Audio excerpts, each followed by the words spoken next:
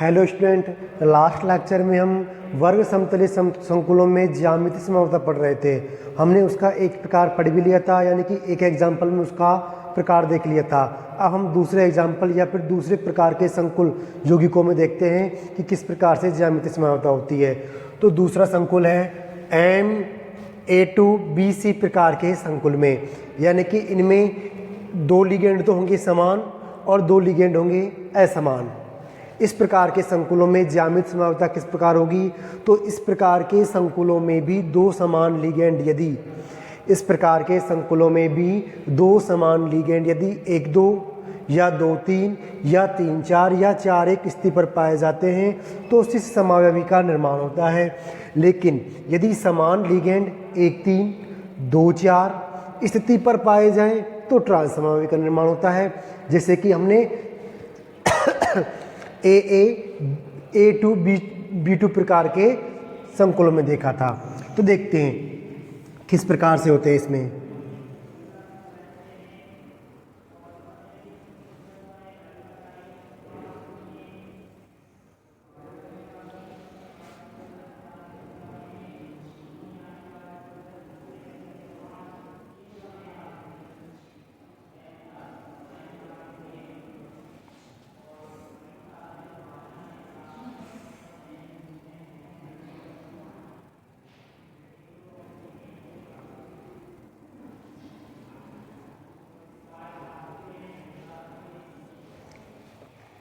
क्या है कि क्या है इसमें दो लिगेंड समान है यानी कि ए हैं और दो लिगेंड असमान यानी कि बी व सी हैं।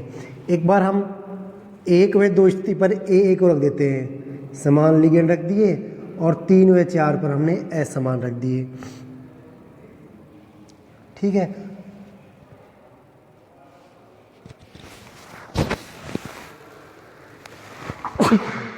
सॉरी। आगे देखते हैं हम कि ए को हम 1-3 स्थिति पर रखते हैं। 1-3 स्थिति पर हम समान लिगेंडों को रखते हैं, इनको चाहे फिर आप कहीं पे भी रख लो। तो हमने क्या कहा, यदि इस प्रकार के संकुलों में भी दो समान लिगेंड यदि 1-2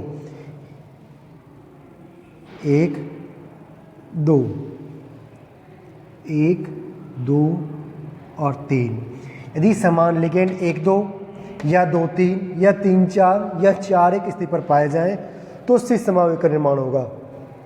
इस प्रकार के संकुलों में हमें समान लिगेंड को देखना है कि वो कहाँ स्थित है। असमान लिगेंड से हमें कोई मतलब नहीं है। तो हम यहाँ पर देखेंगे कि ए समान लिगेंड है, यदि वो 1-2 या 2-3 या 2-4 या फिर 1-2 या 2-3 या 3-4 या 4-1 स्थिति पर हैं तो कौन सी समावयवी होगा? तो ये होगा इसका शिश रूप। यदि समान लिगेंड ए 1-3 या फिर 2-4 स्थिति पर होते तो क्या होता है? ट्रांस रूप होता। अब यहाँ पर ये ए 1 पर है और ये 3 पर है तो क्या हो जाएगा? ये ट्रांस रूप।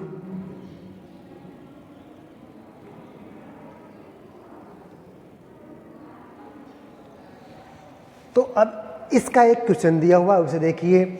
एक यौगिक एक संकुल आयन दिया हुआ है कोबाल्ट NH32Cl Br+। संकुल का IUPAC नाम लिखते हुए इसकी ज्यामितीय समावयवता लिखिए। यानी कि हमें इसका सबसे पहले तो IUPAC नाम लिखना होगा, उसके बाद में इसके ज्यामितीय समावयवियों की संरचना बनानी है। तो देखिए इसका नाम क्या होगा। इसमें एमीन कितने हैं? 2 हैं, तो क्या लिखेंगे हम? डाई एमीन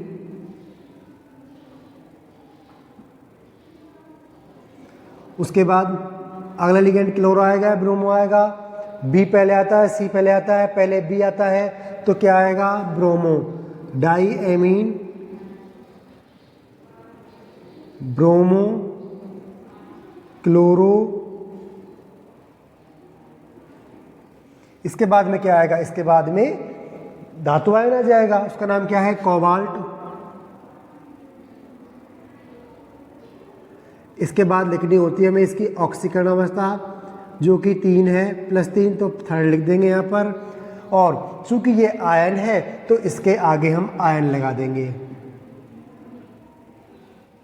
इस प्रकार से ये इसका IUPAC नाम हो जाएगा। अब यदि हम इसकी ज्यामिति बनाएं तो इसकी ज्यामिति कौन सी होगी? इसकी ज्यामिति होगी वर्ग समतलीय। देखो किस प्रकार से बनाते हैं।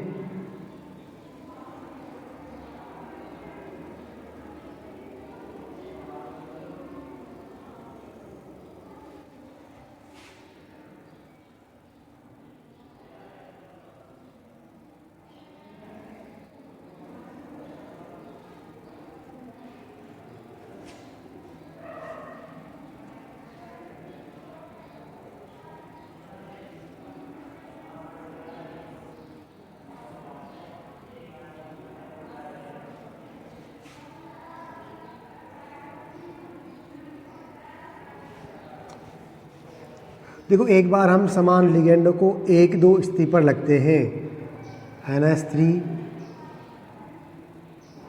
NH3 Cl Br। अब देखो यहाँ पर भी ऐसे रखते हैं, इनको समान लिगेंड को 1-3 स्थिति पर रखते हैं हम। इसके बाद में ClBr को कहीं भी रख दो, तो समान लिगेंड 1-2 स्थिति पर है तो क्या होगा? ये इसका सिस रूप हो जाएगा और ये इसका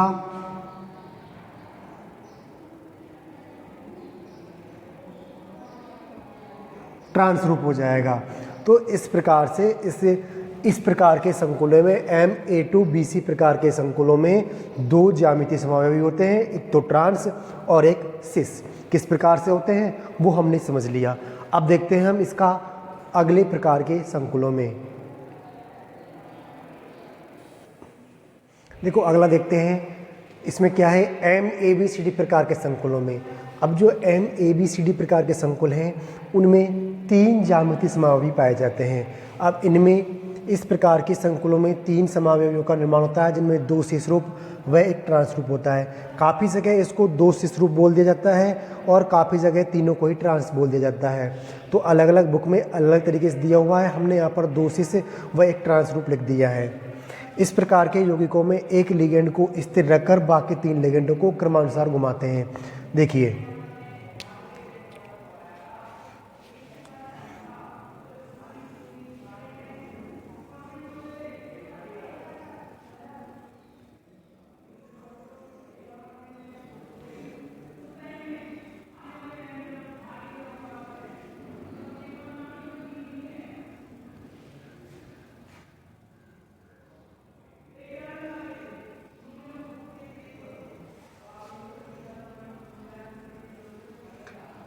मेटल,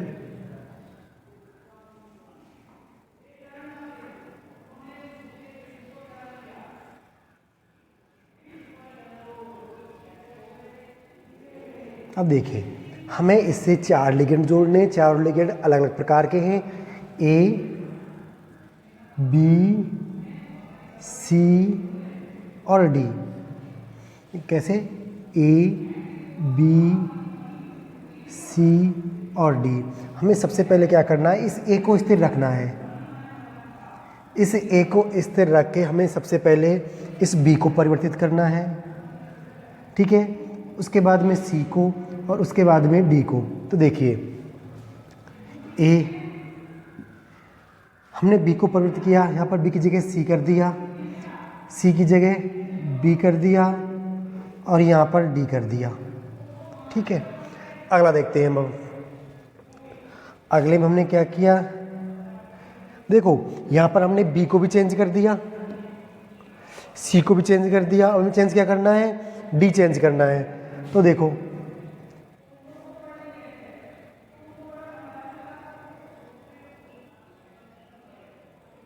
चेंज कर दिए।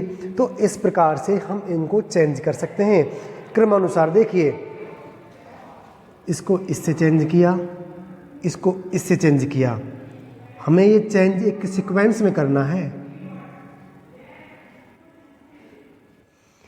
B को C से चेंज किया है हमने, नेक्स्ट एग्जांपल में C को D से चेंज किया है हमने। तो इस प्रकार से हम चेंज कर सकते हैं इनको।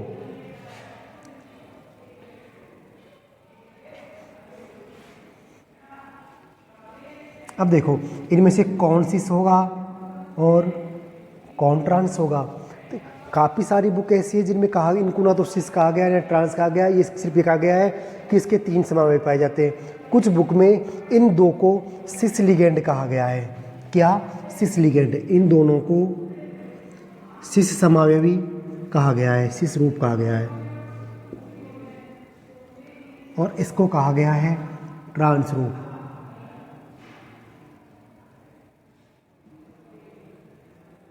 क्यों कहा गया है? देखिए यहाँ पर ए व डी समान स्थिति पर हैं, यहाँ पर ए व डी समान स्थिति पर हैं, यहाँ पर ए व डी असमान स्थिति पर है, इसलिए हमने इसे ट्रांस रूप कह दिया। अब आप कहोगे कि यहाँ पर बी ए व बी समान स्थिति पर है, यहाँ पर ए व बी समान स्थिति पर है, लेकिन यहाँ पर इस पर तो ये ट्रांस हो जाएगा। तो हम इसे देखने का नज़रिया अलग है, अलग रूप देखिए। आप सिर्फ इन दोनों के रूप में देखना, यहाँ पर हमें सिर्फ इन दोनों को स्थिर रख के देखना है एक बार, तो इसके सिस व ट्रांस रूप आ जाएंगे 2। अब देखते हैं इसका एग्जाम्पल। सबसे पहले तो हमें इसका IUPAC नाम लिखना है। यौगिक दिया हुआ है PTNS3Cl NO2 पायरिडीन। तो हमें सबसे पहले क्या करना है? सबसे पहले इसका IUPAC नाम लिखना है। तो सबसे पहले इसमें लिगेंड कौन कौन से हैं? एमीन लिगेंड है, क्लोरो लिगेंड है, नाइट्रो लिगेंड है और पायरिडीन है। तो सबसे पहले क्या आएगा? सबसे पहले आएगा एमीन, उसके बाद क्लोरो, उसके बाद नाइट्रो, उसके बाद पायरिडीन, और अंत में क्या आ जाएगा? अंत में प्लेटिनम आ जाएगा। तो देखिए सबसे पहले क्या लिखेंगे हम? एमीन,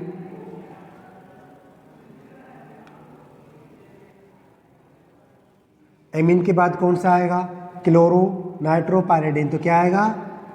क्लोरो, उसके बाद नाइट्रो, उसके बाद पायरिडीन, उसके बाद में लिगेंड धातु आ जाएगी। कौन सी यहाँ पर? Platinum,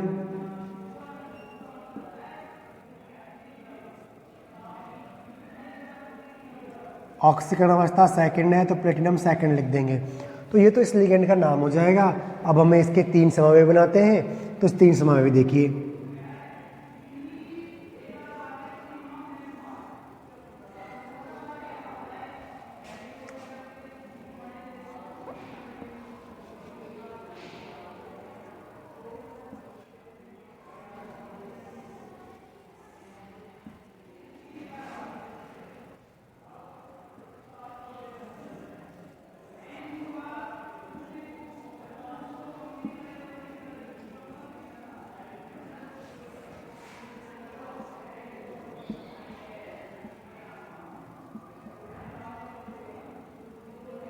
NH3Cl NO2 pyridine. NH3 को हमने स्थिर रख लिया, NH3 पायरिडीन, यहाँ पर NO2 और यहाँ पर Cl।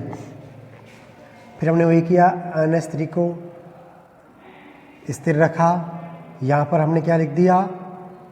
यहाँ पर हमने लिख दिया NO2, क्योंकि हम इसे इससे चेंज करेंगे। अब NO2 पायरिडीन और यहाँ पर क्लोरो। तो इस प्रकार से इसके ये 3 रूप हो जाएंगे ज्यामितीय समावेशी।